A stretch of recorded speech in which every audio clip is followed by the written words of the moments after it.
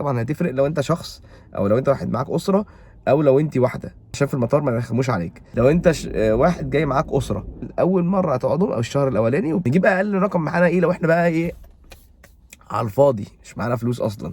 ده يمشي مع الناس كلها، يعني دي فلوس بره المكان اللي هتقعدوا ده، فاهم؟ بس خليك فاكر ده الشهر واحد بس معاك، ده لو انت فرد. لو انت واحده فانت محتاجه يكون معاكي اتليست، اضربيها بقى في نفس الضربه، اضربيها في 2 بلس الحاجات كلها اللي احنا حسبناها في الفيديو ده. طلب منك الكريدت سكور ومش معاك، طلب منك حد يامن عليك ومش معاك، تعمل ايه؟ هو بس في الاول الموضوع بيبقى صعب، ولا انت فاهم ده كويس جدا. السلام عليكم ورحمه الله تعالى وبركاته، ازيكم اخباركم؟ يا رب تكونوا بخير. معلش سامحوني الواحد تعبان شويه، فعلى قد ما بيقدر ان هو يكون معاكم.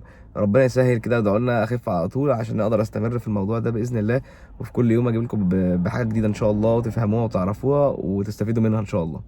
النهارده هتكلم معاك كانتي او انت او حتى اسره بالفلوس اللي تيجي معاك وانت جاي ان شاء الله. الناس كده كده بتسالنا يا جاكسون احنا الفلوس اللي نيجي بيها قد ايه وكام وهل لو معانا فلوس قليله نقدر نتعامل ولا لا؟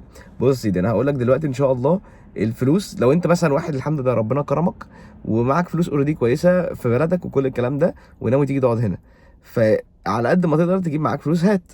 حلو. طيب هل انت هتستفيد بالفلوس دي كلها؟ لا، بس الفلوس ان انت تحولها وتيجي بيها ده افضل بكتير ما تسيبها بالمصري اصلا وفي مصر. ده لو انت مصري. لكن انا بتكلم لو انت اي بلد تانية نفس الكلام هيطبق عليك. اي كان العمله هي ايه، غيرها وخليها دولار وهاتها معاك وانت جاي. كده كده هتستفيد بيها هنا اكتر، وكده كده على الاقل مش هتقل كفاليو للعمله يعني. تمام. طيب لو انا بقى مش معايا فلوس، الفلوس دي يعني برضه عشان بوينت مهمه جدا، حاول تخلي الفلوس اللي معاك ما تعديش ال 10000 دولار. انا طبعا في ناس دلوقتي تقول يا شيخ احنا لو معانا 10000 دولار مش هنسافر اصلا. اقول لك لا يا حبيبي، لو معاك 10000 دولار برضه سافر. لان الموضوع مختلف يعني. ولكن حتى لو انت مش معاك ال 10000 دولار، انت مش محتاج 10000 دولار، بس انا بقول لك ان ما ينفعش تجيب اكتر من 10000 دولار عشان في المطار ما يرخموش عليك. 10000 دولار ده الليميت عشان تقدر تخش من غير اي مشاكل ان شاء الله. تمام. تمام جدا. هات معاك 10000 دولار. لو انت تقدر على الموضوع ده هاتهم معاك وانت جاي، هينفعوك اكيد هينفعوا. حلو. جميل قوي. طيب نجيب اقل رقم معانا ايه لو احنا بقى ايه على الفاضي مش معانا فلوس اصلا. نجيب فلوس قد ايه تقريبا يعني، ولا يعني ايه الفلوس اللي احنا ناخدها معانا بقى ساعتها؟ نعمل فلوس قد ايه، ولا نيجي من غير فلوس اصلا، ولا نعمل ايه؟ بص يا سيدي، انا كده كده مش عايزك ولا عايزك ولا انتم تيجوا تبقوا ايه هوملس مش لاقيين بيت تقعدوا فيه ومش معاكم فلوس وهكذا. لا، انا مش حابب غير ان انت يبقى، انا هقول لك الليميت اللي انت تيجي تصرف فيه فلوسك علشان تقدر تقعد في بيت لو انت اسره، او لو انت هتاخد اوضه، لو انت هتاخد ايه مثلا شير روم. حلو. او تقعد مع روم ميد، يعني ان انت تقعد معاك حد في اوضه. فاهم قصدي؟ جميل جدا. طيب في الحاله دي انا اخد معايا كام اقل حاجه؟ بص يا سيدي، لو انت واحد لوحدك طبعا هتفرق لو انت شخص او لو انت واحد معاك اسره او لو انت واحده. تمام. فانا هقول لك دلوقتي وانتوا تعاملوا، بس انتوا عارفين الفلوس اللي تيجي معاكم اقل حاجه كام ان شاء الله. بص يا سيدي، لو انت فرد، لو انت واحد شخص لوحدك، فانت ما يمنعش خالص ان انت يبقى معاك مثلا انك تقعد مع ناس في اوضه مثلا. مش تفرق طبعا بقى اولاد ولا بنات، ولا انت راجل كده كده فانت قاعد لوحدك. هتقعد لوحدك، ممكن تاخد اوضه او ممكن تاخد سرير. لو هتاخد سرير في اوضه مع حد نايم مثلا، ممكن تدفع لك 500 دولار مثلا. 500 دولار ممكن اقل ممكن اكتر. حلو. بس انا هحط الرينج بتاع 550. تمام. بتدفع بيهم اول مره هتقعدهم او الشهر الاولاني، وبتدفع شهر ديبوزيت علشان ما تجيش قبل اخر الشهر الجديد وتقول انا ماشي، عشان هو ما يلبسش في ايه في المكان لوحده وما يبقاش معاه حد يقعد. ففي الحاله دي بتقول له قبل الشهر، يعني في الشهر الجديد ابتدى، بتقول له انك الشهر ده في اخره هتمشي ان شاء الله، فبيبقى عنده وقت فبيديك الديبوزيت بتاعك عادي جدا. فانت بتبقى محتاج 550 في 2. 550 اللي هتدفع بيهم اول يوم هتنام فيه اول الشهر، والتاني التامين ده اللي انت هتاخده وانت ماشي. حلو. فانت محتاج تقريبا حوالي 1100 دولار ده عشان تسكن وتقعد. هل انا محتاج اي حاجه تاني؟ لو انت هتصرف، وانت طبيعي هتصرف مثلا قول 50 دولار للنت عشان يكون معاك نت. 50 دولار ده حاجه انليميتد جدا، يعني لو هتتفرج على تعمل كل اللي انت عايزه عمره ما بيخلص معاك.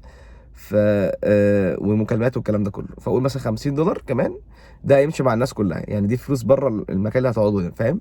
فاقول مثلا 50 دولار، واقول الكارت بتاع المترو والباص بتاع الشهر كله اللي هو 130 دولار. فانت بتتكلم في 130 بلس 50 ادي 170 بلس ال 1100 ادي 1275. صح كده؟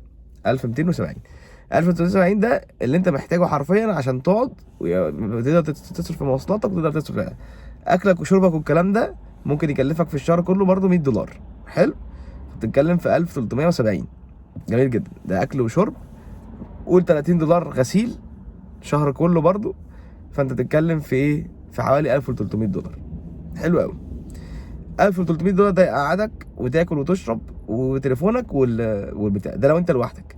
بس خليك فاكر ده الشهر واحد بس معاك، فانت لازم اول ما هتيجي تحجز الشهر ده، تطلع الحاجات اللي قلت لك عليها دي وتنزل على طول تشتغل بقى. انا قلت لكم الكلام ده في الفيديوهات اللي قبل دي، ممكن تخش تشوفها، وموضوع بسيط يعني ان شاء الله. اي ورك ايجنسي هيشغلوك، اي محل دخلت تسال فيه هيشغلوك ان شاء الله. ولكن في ايجنسيز، اماكن مكاتب بتشغل هيشغلوك على طول يعني باذن الله، مش هيبقى فيها مشاكل خالص. فانت لازم ولابد عليك انك تشتغل على طول، علشان اول الشهر لما يجي ان شاء الله يكون معاك فلوس الشهر، ويكون معاك فلوس الشهر الحاجات اللي انت بتدفعها وهتحوش عليها كمان. وساعتها بقى ممكن ايه، تروح تبتدي تدفع فلوس في انك تطلع مثلا بنك اكونت تحط فيه فلوسك، معاك فلوس تقدر ان انت تطلع رخصه، معاك فلوس مش عارف ايه وهكذا يعني، يبقى معاك فلوس عامه. فده عشان بس تستقر اول شهر، ده الاقل حاجه ممكن تجيب، ما ينفعش تيجي اقل من كده. لو جيت اقل من كده حرفيا هتنام في الشارع، فبلاش، يبقى حرام عليك. تمام، ده لو انت فرد. لو انت واحده فانت محتاجه يكون معاكي اتليست معلش، محتاج ان انت يكون اتليست معاكي مثلا، لو هتقعدي في مكان مع واحده وهكذا، فهم مش بيقلوا، مش زي الولاد ممكن تلاقيهم قاعدين ب $350 فوق بعض. اما البنات يعني لحد ما بتقلش عن 650 $، ما بتقلش. ف $650 لحد مثلا 850، انت قاعده في مكان كويس مع حد مثلا حلو. اضربيها بقى في نفس الضربه، اضربيها في 2 بلس الحاجات كلها اللي حسبناها في الفيديو ده. لو انت واحد جاي معاك اسره، فلازم تشوف الفيديو بتاع اللي قبل ده تقريبا، اللي هو اذا كنت اترفضت او اتقبلت تعمل ايه اول ما توصل امريكا. الفيديو ده ممكن احط لكم اللينك بتاعه تحت، او يعني احط لكم الشكل بتاعه هنا وانتوا تشوفوه. ده مهم جدا، قلت لكم فيه كل حاجه بالتفصيل. لو انت هتهاجي مع عيلتك وعايز تسكن في بيت، عشان ممكن البيت اللي انت تسكن فيه ده، لو معاك طلب منك الكريدت سكور ومش معاك، طلب منك حد يامن عليك ومش معاك، تعمل ايه؟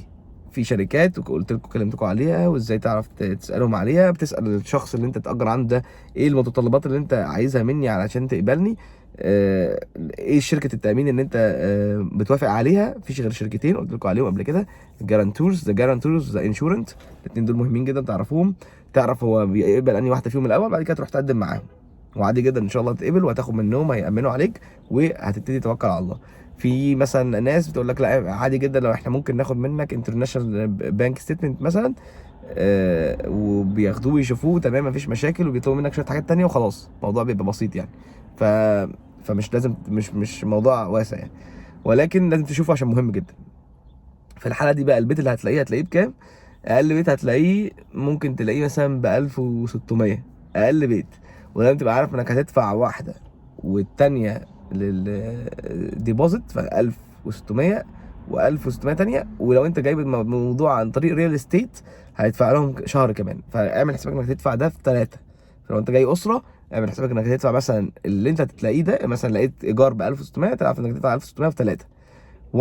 واحده منهم هيجولك، او لا سوري الاثنين هيجولك منهم عادي جدا، مفيش اي مشاكل. او الريل استيت هيروح عليك، يعني الريل استيت ده بياخدوه زي كده ايه، هو اللي جاب لك البيت، لكن واحد من الاثنين يعني طبعا كده انت خلاص ده انت دافعه في الشهر انت تقعده، التاني هتقعد بيه عادي جدا. والديبوزيت ده ممكن تاخده وانت ماشي، انت بتبقى دافع ديبوزيت تامين للشخص اللي هناك يعني، فبتاخده برضه او بتقعد بيه شهر عادي اللي انت حابه يعني. والتالت ده بيروح عليك اللي هو بتاع الريل استيت اللي جايب لك المكان، فاهم؟ ولكن بعيدا عن الريل استيت ممكن تجيب الاماكن دي عن طريق برامج قلت لكم عليها، تروليا وريدفين وزيلو. الثلاثه دول برضو هيسهلوا لك الدنيا. قلت لكم الكلام ده كله في بالتفصيل في موضوع السكن في الفيديوهات اللي قبل دي، فلو عايز تعرف اكتر عنها خش على الفيديوهات التانيه. ولكن الفلوس زي ما قلت لكم في 3، واضرب بقى اللي انا قلت لك عليه لاكلك وشربك والكلام ده كله، اضربه برضو في 3، اضرب كله في 3 عشان برضو ايه، يبقى انت مثلا جاي معاك اسره، يعني اكيد مش نفس الكميه اللي بياكلوها العيال الصغيره، ولكن انا بكلمك يعني ان جنرال، فاهم؟ اقول مثلا الشهر هيكلفك كام، فاهم؟ ولا بلاش تضربش الحاجه في ثلاثه، هي خليها زي ما هي، ما تضربش حاجه في ثلاثه. المايشيكا يعني حتى لو عيله المكنه بتاعت اللندري هتاخد اللي هي الووشر يعني او الغساله ما بتاخد كتير، فعادي. اكلك وشربك $100 خليها $200 عادي برضو يعني، بلاش $8 لا كتير برضو. فهتاكل وهتشرب كله كده يبقى تمام. دي اهم حاجه بس تبقى واخد بالك منها. وغالبا العيله مش بتبقى عايز تعيش مع حد يعني، بتبقى عايز تعيش لوحدها، فعشان كده قلت لكم على الموضوع ده. بس فدي نقط مهمه جدا تبقى انتوا واخدين بالكم منها. دي الاسعار او الفلوس اللي انت محتاج تكون جاي بيها علشان تقضي اول شهر مظبوط ما فيهوش اي مشاكل. في خلال الاول اسبوع ان شاء الله هتكون لقيت شغل، فانت تعالى 3 ايام تخلص حاجتك دي كلها، تبتدي الشغل على طول في اول في تاني اسبوع في الشهر، عشان يبقى عندك اسبوع وواحد واتنين كمان. خدت في اسبوع مثلا 700، ادي 700 و700 و700، اي 3 700 في بعضيهم اهو، دي 1400 وكمان 700، بتتكلم في حوالي 2100 تقريبا، مش واخد بالي يعني. فهتعمل فلوس المهم اللي انت اصلا هتصرفها في الشهر، فهتعمل وهتحوش حاجه بسيطه كمان، فهتصرفها.